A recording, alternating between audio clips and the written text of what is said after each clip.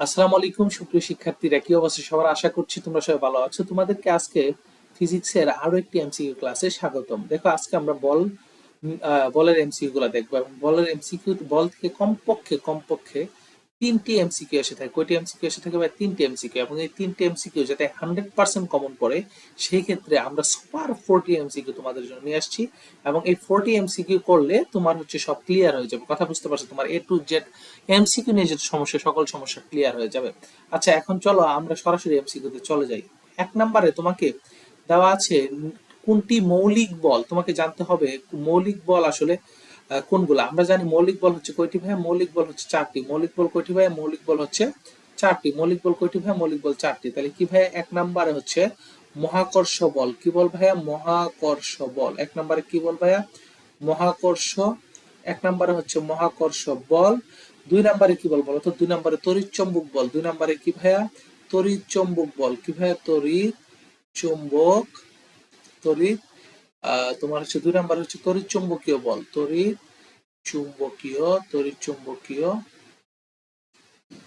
চুম্বকীয় বল।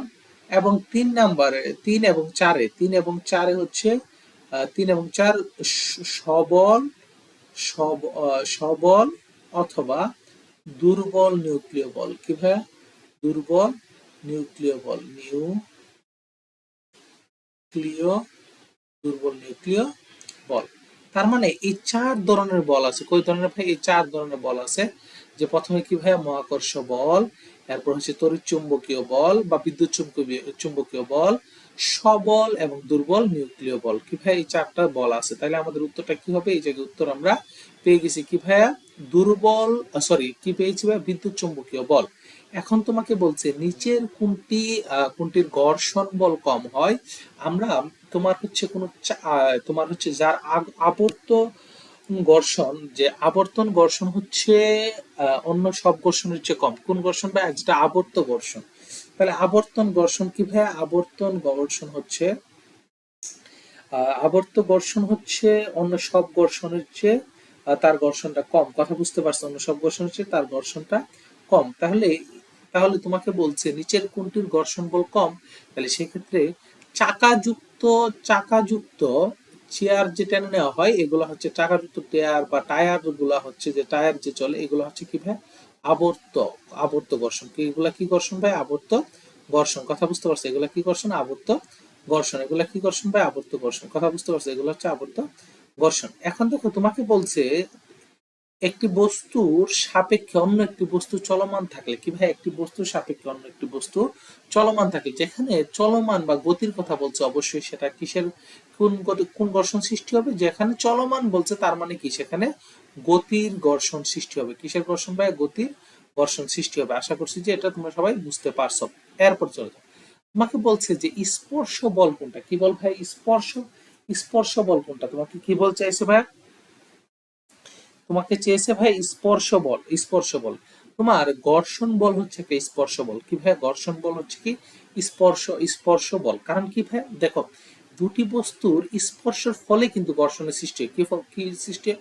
মনে করো এটা এটা একটা রোড, আর এই চাকা চাকা যখন যাচ্ছে, এই জায়গায় চাকা টায়ার যখন ঘুরছে, তখন এই একটা আরেকটা বস্তুর একটা আরেকটার সাথে কি স্পর্শের ফলে তখন কি হয়েছে? একটা ঘর্ষণের সৃষ্টি হয়েছে। তাহলে স্পর্শ বল কোনটি ভাই? ঘর্ষণ বল হচ্ছে স্পর্শ বল। আচ্ছা, এখন তোমাকে প্রশ্ন করেছে ভাইয়া কোন বলের কারণে তেজস্ক্রিয় নিউক্লিয়াস বিটা রশ্মি বের হয়? কোন বলের কারণে? কি বলছে ভাই? তোমার কোন বলের কারণে? সেটা হচ্ছে কি ভাই? দুর্বল নিউক্লিয় বলের কারণে। এগুলো হচ্ছে কোনো বেসিক শিক্ষা নেই, এগুলো সরাসরি মুখস্থ টাইপ। দুর্বল নিউক্লিয় বলের কারণে তেজস্ক্রিয় নিউক্লিয়াস থেকে বিটা রশ্মি বের হয়। দেখো, এখন থেকে তোমাকে বলছে উপর থেকে লাফ দিয়ে নিচে পড়ার সময় কোন ঘর্ষণ সৃষ্টি হয়? কি ভাই? উপর থেকে লাফ দিয়ে নিচে পড়ার সময় একটা বাধার সৃষ্টি হয়। কি ভাই? একটা বাধার সৃষ্টি হয়। বাতাসে কিসের বাধা? একটা বাতাসের বাধার সৃষ্টি হয়। বাতাসের বাধার সৃষ্টি হয়। তাহলে বাতাসের যে বাধার সৃষ্টি হয়, এটাকে যেখানে বাধার সৃষ্টি হয় সেটা কি বলে? সেটাকে প্রবাহী ঘর্ষণ বলে। কি ঘর্ষণ বলবে?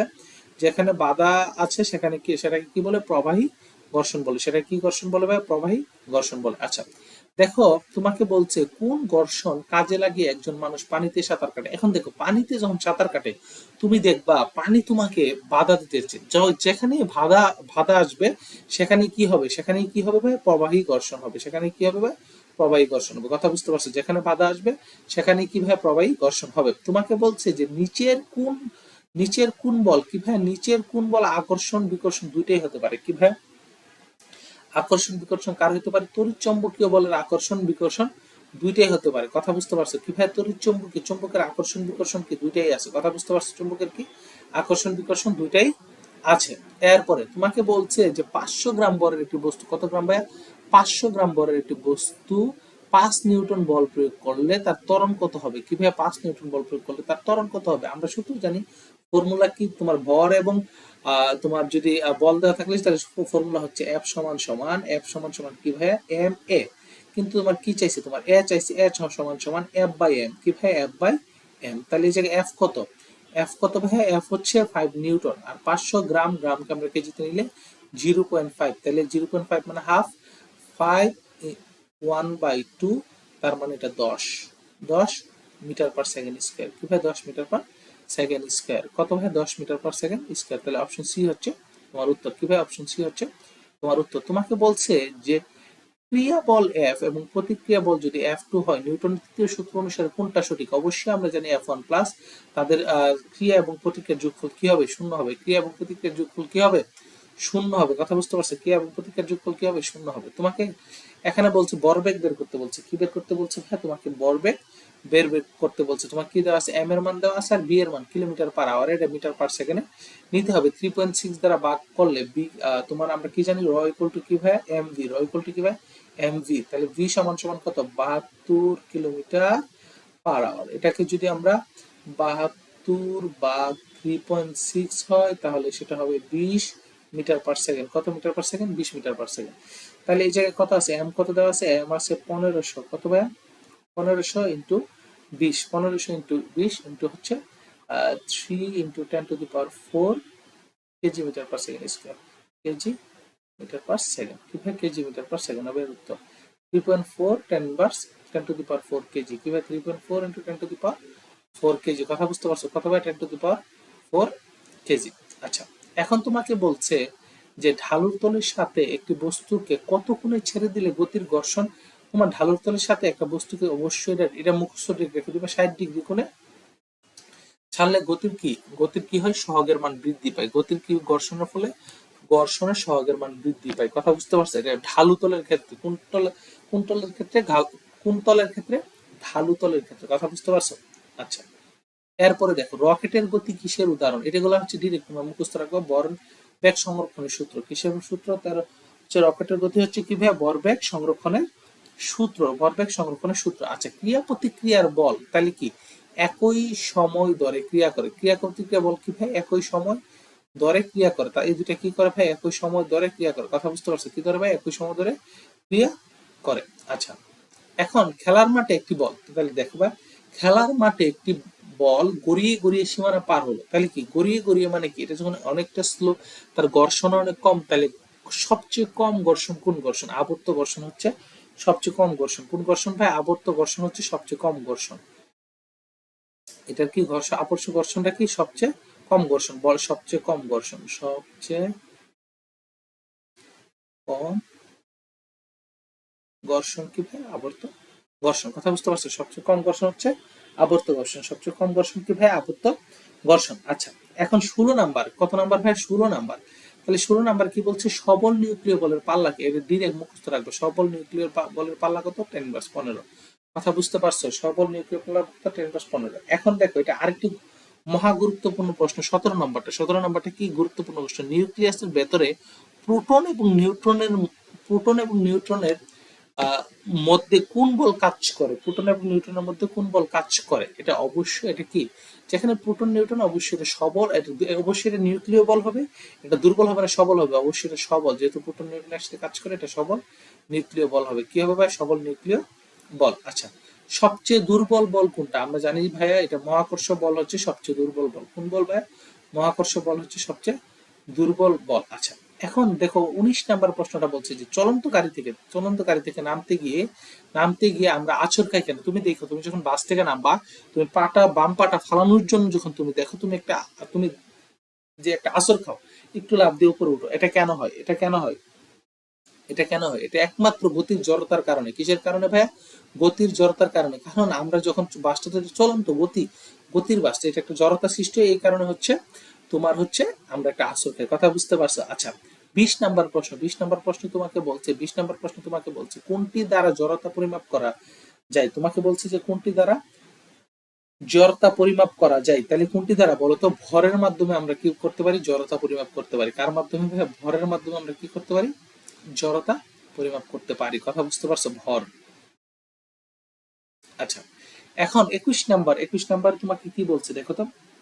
21 নাম্বার তোমাকে বলছে যে একটি বস্তুর উপর 100 নিউটন বল কত সময় ব্যাপী ক্রিয়া করলে ভরবেগের পরিবর্তন, কিভাবে ভরবেগের পরিবর্তন 10 কিলোমিটার পার সেকেন্ড হবে? কি হবে 10 কিলোমিটার পার সেকেন্ড? আমরা জানি এফ সমান, আমরা জানি, দেখো তো, আমরা জানি বল এফ সমান সমান ভরবেগ পরিবর্তন হার। কি ভাইয়া? ভর বেগ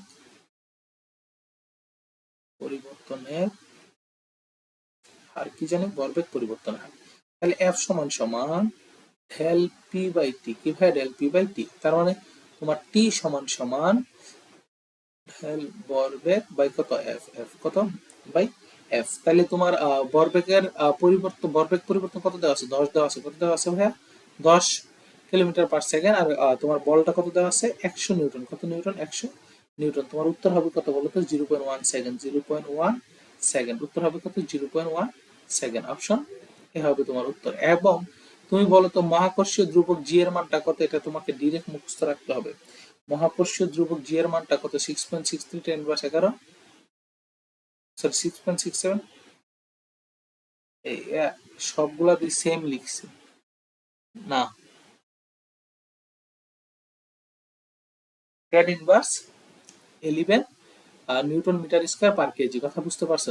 এটা অবশ্যই দেখো তো, মানগুলা একই সেম, একটাত মাইনাস আছে, এটাত মাইনাস নাই। এরপরে এককে পার্থক্য করে দিছে। বুঝতে পারছো? এত কাছাকাছি দিলে তুমি এটা কিন্তু মুখস্থ না রাখলে কিন্তু তুমি ভুল করবে। এটা কুমিল্লা বোর্ডে আসছে, ঢাকা বোর্ডে 2022 সালে আসছে। কথা বুঝতে পারছো? আচ্ছা, 23 নাম্বার প্রশ্ন তোমার ইলেকট্রোউইক ফোর্স কোন দুটি বলের সমন্বয়ে থাকে? ইলেকট্রোউইক ফোর্স কোন দুটি বলের সমন্বয়ে থাকে? তড়িৎ চৌম্বকীয় বল এবং দুর্বল নিউক্লিয় বলের ফলে। কি ভাই তোমরা বুঝো? তড়িৎ চৌম্বকীয় বল, কি বল? তড়িৎ চৌম্বকীয় বল এবং দুর্বল নিউক্লিয় বলের ফলে উচ্চ ইলেকট্রোউইক ফোর্স ইলেকট্রোউইক ফোর্স হয় আর কি। কথা বুঝতে পারছো? এটা উচ্চ হতে পারে, উচ্চ ইলেকট্রো। তোমাকে প্রশ্ন আসতে পারে উচ্চ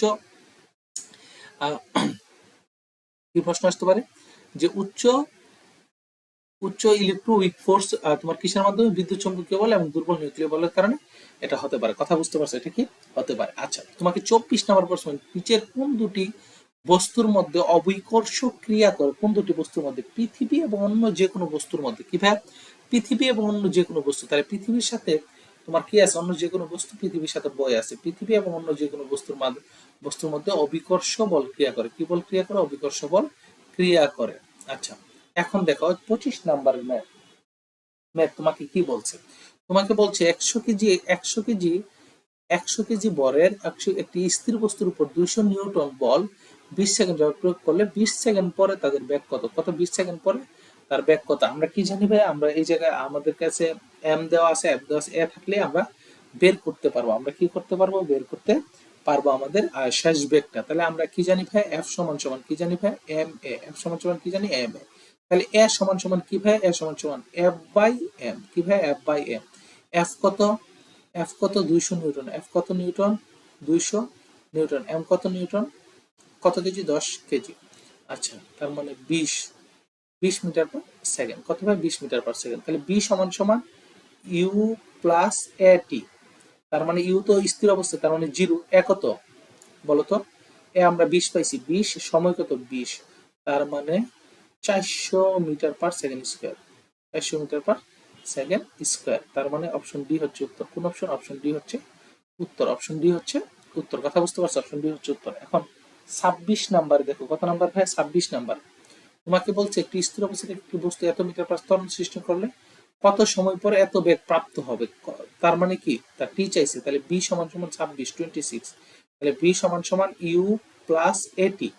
এখন ইউ তো জিরো, তাহলে টি সমান সমান কি বি বাই এ, কত বাই বি বাই এ, তার মানে তোমার হচ্ছে 20 মিটার পার সেকেন্ড বাই কত টু, তার মানে কত এস 10 এস, কত সেকেন্ড 10 সেকেন্ড, কত সেকেন্ড 10 সেকেন্ড, কথা বুঝতে পারছো কত সেকেন্ড 10 সেকেন্ড, আমরা বুঝছি কত সেকেন্ড বাই 10 সেকেন্ড। আচ্ছা এখন 27 নাম্বার, 27 নাম্বার তোমাকে কি বলছে যে এত বেগে 5 মিটার পার সেকেন্ড বেগে গতিশীল 10 কেজি বরের একটি বস্তু উপরের দিকে আরো 20 জুল শক্তি প্রদান করা হলো, তাহলে ব্যাক কত, তাহলে কি চাইছে ব্যাক চাইছে, তাহলে আমরা অবশ্যই আমাদের যেহেতু আমাদের কি দেওয়া আছে, আমাদের এম আর বি দেওয়া আছে, তাহলে আমাদের ই কে গতিশক্তি বের করতে হবে, ইকে ইকুয়াল টু কত ভাই আমরা জানি হাফ এম বি স্কোয়ার, তার মানে 1/2, এম কত দেওয়া আছে 10, আর এটা হচ্ছে 5 স্কোয়ার, তার মানে 5 3 25 125, তাহলে 125 জুল। দেখো 5 5 25, 250 কে 2 দ্বারা ভাগ করলে 125 হয়, কথা বুঝতে পারছো, আমাদের একটা ফর্মুলা আছে বি সমান সমান রুট ওভার 2 E/m, কি ভাই 2 E/m, 2 E/m, তাহলে রুট ওভার 2 × 125, না সরি সরি, তোমাকে কি বলছে যে গতির দিকে আরো 20 জুল, তার মানে কি এটাকে আরো 20 জুল বৃদ্ধি করতে হবে, তাহলে এটা 145 হবে, কত হবে 145, তাহলে এটা কত হবে 145, এটা কত হবে ভাই 145 হবে ভাগ 10, 145 ভাগ 10, 145 ভাগ 10, তাহলে এটা কত হবে 5.39 হবে, মিটার পার সেকেন্ড উত্তর হবে। ক্যালকুলেটরতে হিসাব করবো 5.39 মিটার পার সেকেন্ড, কি ভাই 5.39 মিটার পার সেকেন্ড। আচ্ছা এখন আমরা বলের মাত্রা, তোমার কিসের মাত্রা নির্ণয় করতে বলছে, বলের মাত্রা, আমরা কি জানি এফ সমান সমান এম এ, এফ সমান সমান কি ভাই এম এ, তাহলে এম এর হচ্ছে এম, এ হচ্ছে এল টি ইনভার্স 2, সময় না টাইম টি ইনভার্স 2। আচ্ছা তাহলে কি ভাই এম এল টি ইনভার্স 2, প্রথমটা কি ভাই এম এল টি ইনভার্স 2, এটা যশোর বোর্ড, ঢাকা বোর্ড এবং চট্টগ্রাম বোর্ড, কথা বুঝতে পারছো। আচ্ছা এখন দেখো 29 নাম্বারের ম্যাথটা, তোমাকে কি বের করতে বলছে যে একজন বালক এত নিউটন বল দ্বারা ঘর্ষণহীন মেঝেতে এত বড় 2 × 10 গ্রাম বড় একটি বাক্স দেওয়া হলে তার ত্বরণটা চাইছে, কি চাইছে বাক্স দেই, তাহলে বাক্সকে ধাক্কা দেই, বাক্সটির ত্বরণ কত, কি চাইছে ভাই ত্বরণ চাইছে, তাহলে ত্বরণ আমাদের ফর্মুলা কি ভাই, আমাদের ফর্মুলা হচ্ছে এফ সমান সমান এম, এই দেখো ম্যাক্সিমাম এটা দিয়ে আসতেছে, এফ সমান সমান কি ভাই এম এ, তাহলে এ সমান সমান কি ভাই এফ বাই এম, কি ভাই এফ বাই এম, তাহলে এফ কত দেওয়া আছে বলতো, এফ হচ্ছে 50 নিউটন, কত নিউটন 50 নিউটন, 2 × 10 গ্রাম, তার মানে 20 গ্রাম, 20 গ্রাম মানে কত 0.02, তাহলে 50 0.02, তার মানে ওটা কত 2500 মিটার পার সেকেন্ড স্কোয়ার, কত ভাই 2500 মিটার পার সেকেন্ড স্কোয়ার, কত ভাই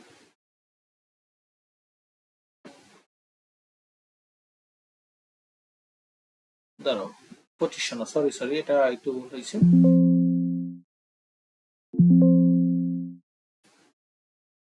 দেখো একটু খেয়াল করো,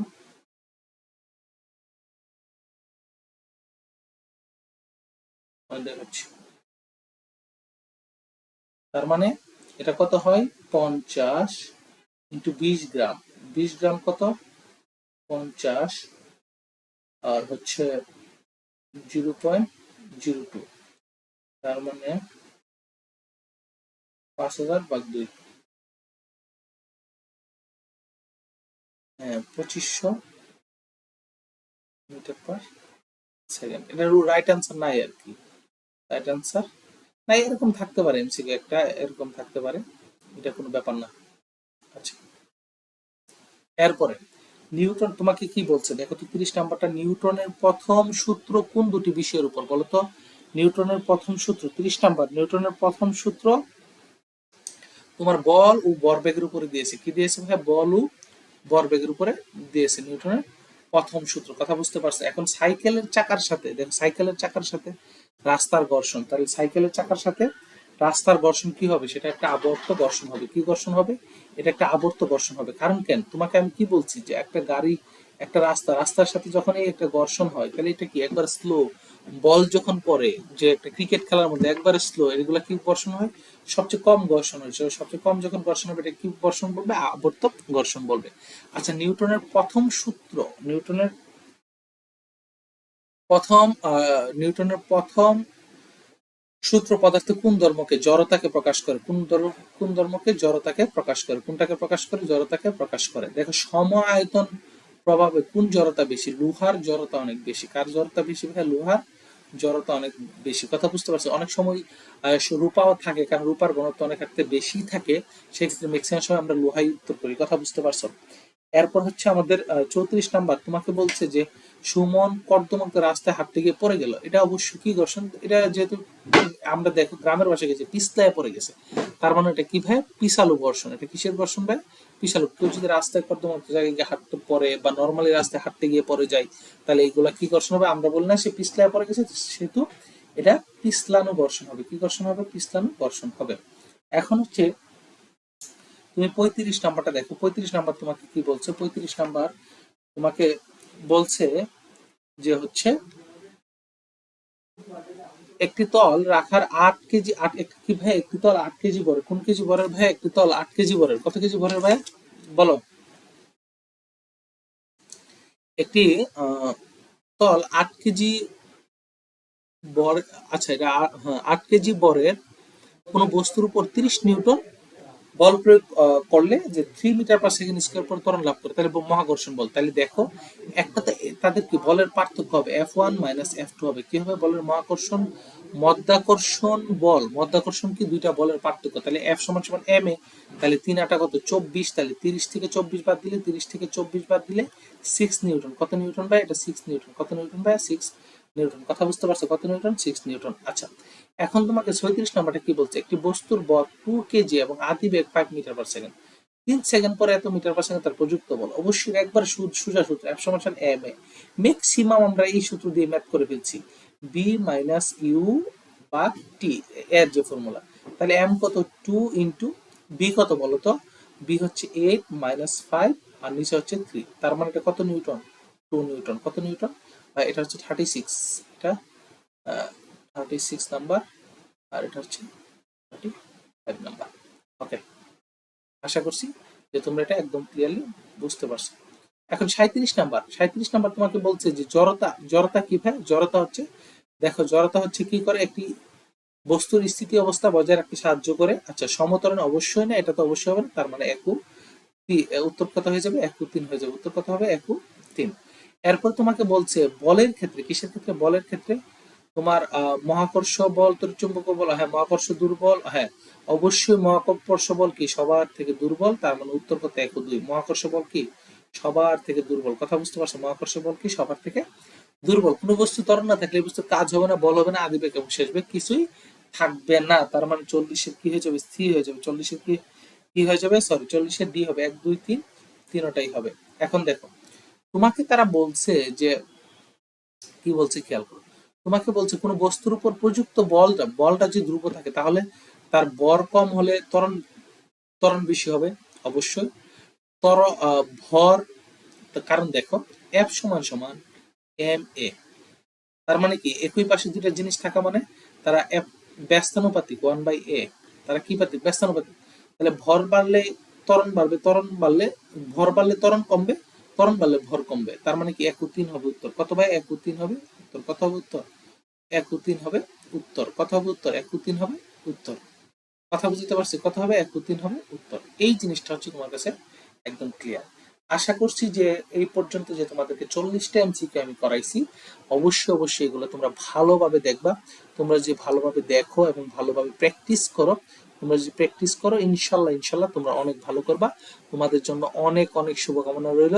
তোমরা এইচএসসি 26 অথবা এসএসসি 26 অথবা 27 বেশি শিক্ষার্থীরা তোমরা এই এমসিকিউ ক্লাসগুলো দেখে নিজেকে এমসিকিউ ক্লাসগুলো দেখে নিজের এমসিকিউ বেসটা আরো শক্তিশালী করতে পারবা। আর 27 26-এর জন্য তো ফরজ এগুলো দেখা, অবশ্যই অবশ্যই তোমরা সবাই দেখবা এবং ভিডিওটি শেয়ার করে দিবা। এই পর্যন্ত সবাই ভালো থাকো, সুস্থ থাকো। আসসালামু আলাইকুম।